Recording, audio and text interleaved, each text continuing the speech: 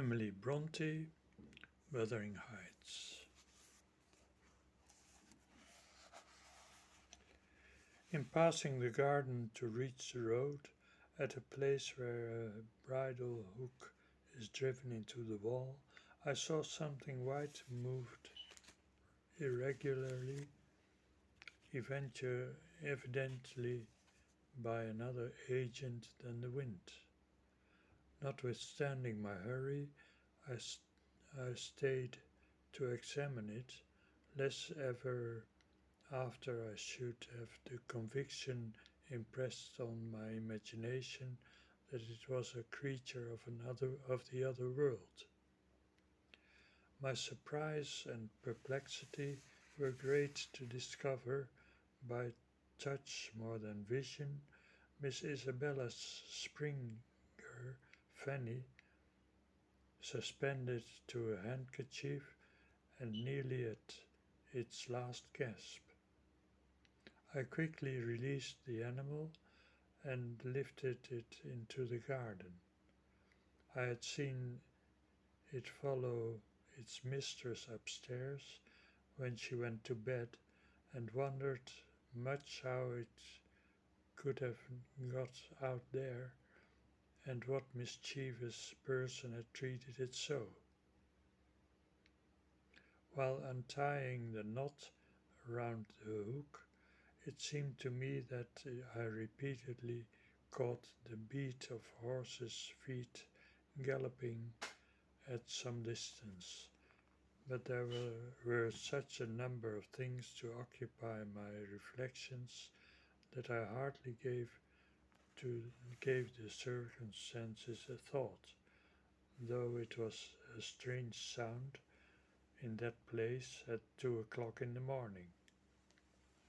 Mr. Kenneth was fortunately just issuing from his house to see a patient in the village as I came up the street, and my account of Catherine Linton's malady induced him to accompany me back immediately.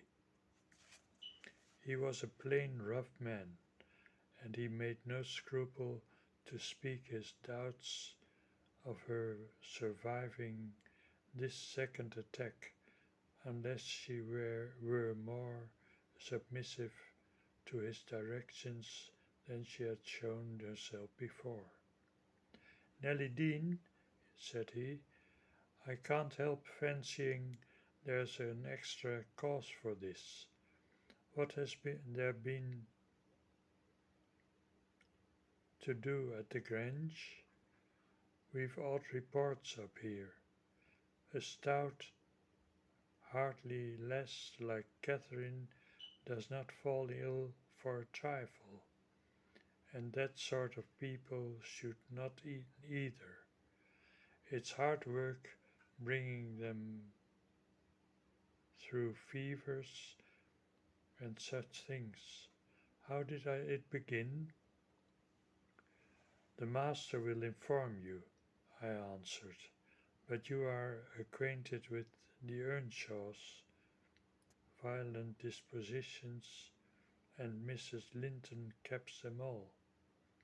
I may say this, it commenced in a quarrel. She was struck down during a tempest of passion with a kind of fit. That's her account at least, for she flew off in the height of it and locked herself up. Afterwards she refused to eat, and now she alternately raves and remains in a half-dream, knowing those about her, but having her mind filled with all sorts of strange ideas and illusions."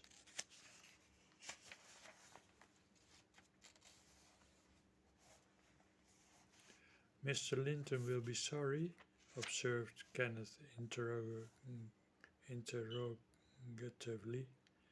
"Sorry?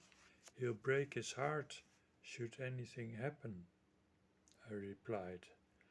Don't alarm him more than necessary. Well, I told him to beware, said my companion, and he must bide the consequences of neglecting my warning. Hasn't he been thick with Mr. Heathcliff lately? Heathcliff frequently visits at the Grange, answered I, though more on the strength of the mistress having known him when a boy than because the master likes his company. At present he is discharged from the trouble of calling, owing to some presumptuous aspirations after Miss Linton which he manifested. I hardly think he'll be taken in again. And does Miss Linton turn a cold shoulder on him? Was the doctor's next question. I'm not in her confidence, returned I, reluctant to continue the subject. No, she's a sly one, he remarked, shaking his head. She keeps her own counsel. But she's a real little fool. I have it on good authority that last night, and a pretty night it was, she and Heathcliff were walking in the plantation planted plantation at the back of your house above 2 hours, and he pressed her not to go in again, but just mount his horse and away with him. My informant said she could only put him off by pledging her word of honor to be prepared on the first meeting after that. When it was to be, he didn't hear, but you urged Mr. Linton to look sharp. This news filled me with fresh fears.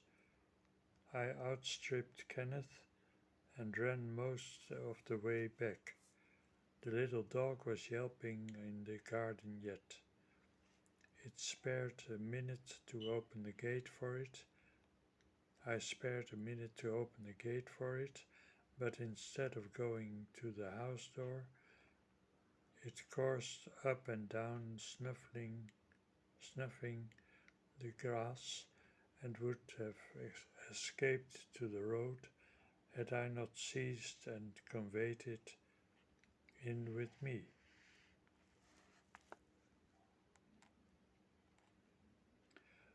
On ascending to Isabella's room, my suspicions were confirmed. It was empty.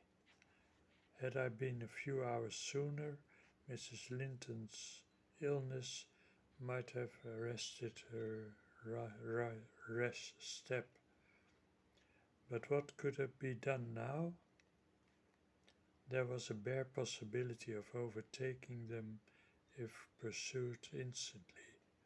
I could not pursue them, however, and I dare not rouse the family and fill the place with confusion, still less unfold the business to my master, absorbed as he was in his present calamity, and having no heart to spare for a second grief. I saw nothing but to hold my tongue and suffer matters to take their course. And Kenneth being arrived, I went with a badly composed countenance to announce him. Catherine lay in a troubled sleep. Her husband had succeeded in soothing the excess of frenzy. He now hung over her pillow, watching every shade and every change of her painfully expressive features. The doctor, on examining the case for himself, spoke hopefully to him of its having a favorable termination if we could only preserve around her perfect and constant tranquillity. To me, he signified the threatening danger was not so much death as permanent alienation of intellect. Have a nice afternoon.